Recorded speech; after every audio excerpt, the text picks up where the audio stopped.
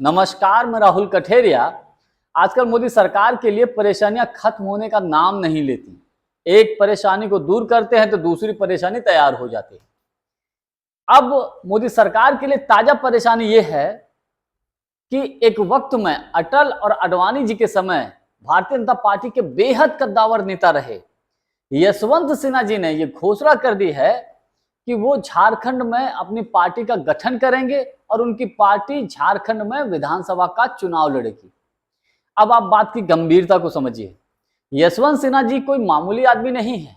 Yashwant Sinha ji Bharatiya Janata party के बेहद कद्दावर नेता रहे अटल जी के और आडवाणी जी के समय। लेकिन जब से प्रधानमंत्री मोदी जी ने भारतीय जनता पार्टी की बागडोर संभाली है और गृह मंत्री अमित शाह जी ने, तब से इनको साइडलाइन किया गया है। तो ऐसे में यशवंत सिन्हा जी का यह घोषणा करना कि वो झारखंड में विधानसभा का चुनाव लड़ेंगे, तो नुकसान किसका होगा? सीधा सीधा भारतीय जनता पार्टी का नुकसान होगा। तो इसी विषय पर मैं और अधिक चर्चा करूं, लेकिन उससे पहले यदि आपने अभी तक हमारे चैनल को सब्सक्राइब नहीं किया है तो प्लीज सब्सक्राइब जरूर कर लीजिए और घंटी के बटन को जरूर दबा दीजिए। देखिए, यशवंत सिन्हा जी भारतीय जनता पार्टी के एक वक्त में बेहद ताकतवर, बेहद पॉपुलर नेता रहे हैं। यशवंत सिन्हा जी जब अटल और आडवाणी जी का समय था, उस वक्त केंद्रीय विदेश मंत्री भी रह चुके हैं, केंद्रीय वित्त मंत्री भी रह चुके हैं और यशवंत सिन्हा जी आईएएस भी रह चुके हैं। तो आप इनका महत्व ऐसे समझ सकते हैं। यशवंत सिन्हा जी जब से प्रधानमंत्री मोदी जी और गृह मंत्री अमित शाह जी के हाथ में भाजपा की कमान आई है, उसके बाद यशवंत सिन्हा जी को साइडलाइन कर दिया गया। 2014 में इनको टिकट नहीं दिया गया, लेकिन इनके बेटे उनको टिकट दे दिया गया। तो इससे यशवंत सिन्हा जी नाराज हो गए। भले ही बेटे को दे दिया, लेकिन नाराजगी बराबर रही और मोदी सरकार पर बराबर हमला बोलते रहे। लेकिन उसके बाद यशवंत सिन्हा जी टीएमसी में शामिल हो गए।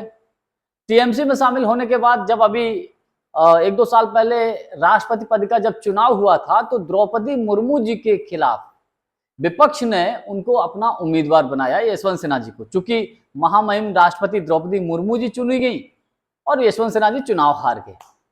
लेकिन कहीं ना कहीं जिस तरीके से मोदी और शाह जी ने यशवंत सिन्हा जी को भाजपा से साइडलाइन किया, वो कहीं ना कहीं टीस बनी रही। और भारतीय जनता पार्टी के अंदर भी आज भी अटल जी और आडवाणी जी को चाहने वाले लोग मौजूद हैं। लेकिन किस तरीके से आडवाणी जी को मार्गदर्शक मंडल में डाला गया, उनके साथ के लोगों को कैसे साइडलाइन किया गया, टीस सबके अंदर है, लेकिन किसी के अंदर बोलने की हिम्मत नहीं हुई।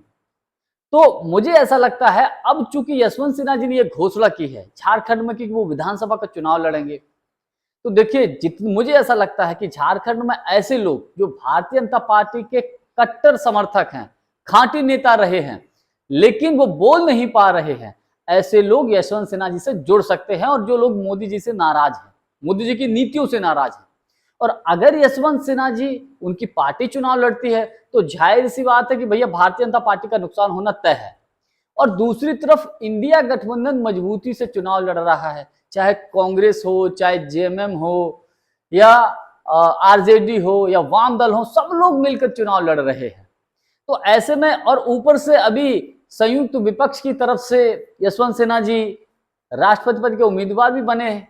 तो ऐसे में आप आकलन कर सकते हैं, अनुमान लगा सकते हैं कि झारखंड में क्या होने वाला है। तो मेरा व्यक्तिगत मानना यह है कि यदि यशवंत सिन्हा जी की पार्टी झारखंड में चुनाव लड़ती है, तो भारतीय जनता पार्टी का नुकसान होना लगभग तय है। अब क्या होगा वो तो आने वाला वक्त ही बताएगा। लेकिन जानकारी हमारी आपको कैसी लगी, कमेंट्स करके हमको जरूर बताइएगा। बहुत बहुत धन्यवाद। नमस्कार।